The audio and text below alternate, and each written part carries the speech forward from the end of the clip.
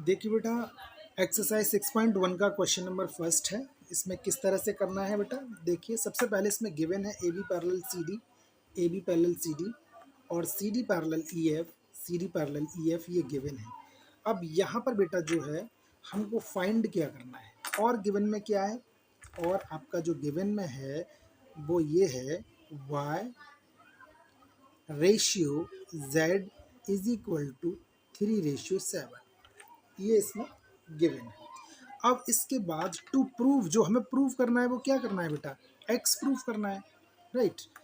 Proof क्या है, तो प्रूफ के लिए देखिए सबसे पहले हमारा क्या है, देखिए बेटा A B parallel C D है और सी डी पैरेलल क्या है, ई एफ है। हमको यहाँ x की वैल्यू फाइंड करनी है। तो देखिए बेटा, यदि हमारा ए बी यहाँ पर क्या है, मान लीजिएगा ये हमारा ए बी पैरेलल क्या है, सी डी। मान लो ए बी पैरेलल क्या है, सी डी। मान लीजिएगा ये हमारा फर्स्ट हो गया, है ना। और यहाँ पर क्या है, सी डी, मान लो सी डी पैरेलल क्या है बेटा, ई एफ। ये हमारा आ गया बेटा सेकंड, है ना। तो A B parallel C D और C D parallel E F, तो यहाँ पर देन तब क्या लिख सकते हैं हम, A B parallel E F हो जाएगा बेटा, यानी इसको हमने क्या कर लिया, थर्ड कर लिया, यानी कि हमारा ए बी पैरेलल क्या हो जाएगा, ई एफ। अब यहाँ पर ये जो लाइन है वो क्या है, ट्रांसवर्सल है।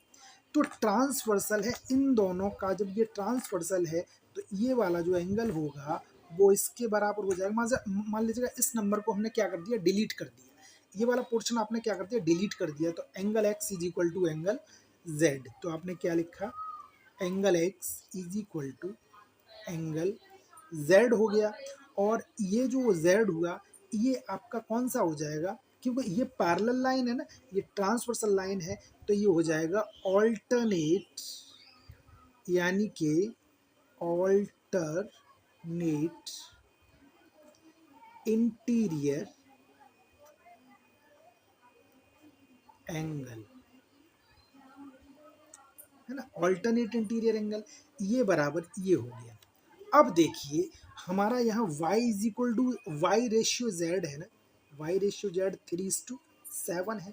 तो देखिए y और z का रिलेशन नहीं बना, तो आपने क्या किया यहाँ पर, देखिए x और y का रिलेशन क्या हो जाएगा, यहाँ पर x और y जो एंगल है वो क्या बनेगा आपका, x और y को इंटीरियर एंगल हो सकता है। यानी कि आपने क्या लिखा, देखो angle x plus angle y is equal to 180 degree, और ये हो गया को इंटीरियर एंगल, क्या हो गया, को इंटीरियर एंगल, को इंटीरियर एंगल्स हो गया इन दोनों का। यहाँ x इज इक्वल टू क्या है, z है, तो यहाँ पर हमने क्या लगा दिया, यानी कि हमने z plus angle y is equal to 180 degree हो जाएगा, हो जाएगा ना। ये z कैसे हुआ, यानी कि angle x is equal to angle z from, इसको आप फोर्थ कर लीजिएगा, फ्रॉम फोर्थ से, है ना। तो अब यहाँ पर z और y, देखो यहाँ y और z है ना, यहाँ पर देखिए बेटा y और z, हमने यहाँ पर मान लीजिएगा y को 3 मान लिया, अच्छा 3 या रेशियो है तो 3p मान लो इसको, और z को हमने 7p मान लिया। रीज़न क्या है, क्योंकि x नहीं मान सकते, x तो फाइंड ही करना है ना। तो अब आपने क्या किया, यहाँ पर लिखो z को लिखा हमने 7p plus 3p is equal to 180 degree. तो यहाँ पर 10p is equal to 180 degree, तो p इज इक्वल टू यहाँ पर हो गया हमारा 18 डिग्री, p की वैल्यू। तो यहाँ पर देखिए अब क्या करेंगे, यहाँ जो हमारा आ गया z कितना है, z हमारा है 7p, है ना।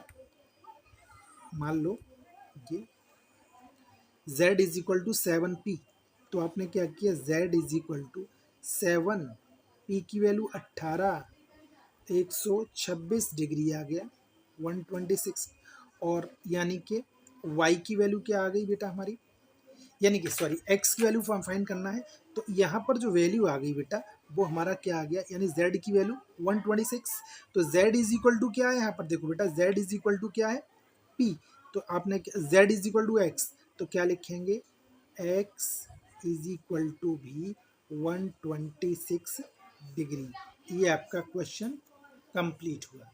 धन्यवाद बेटा।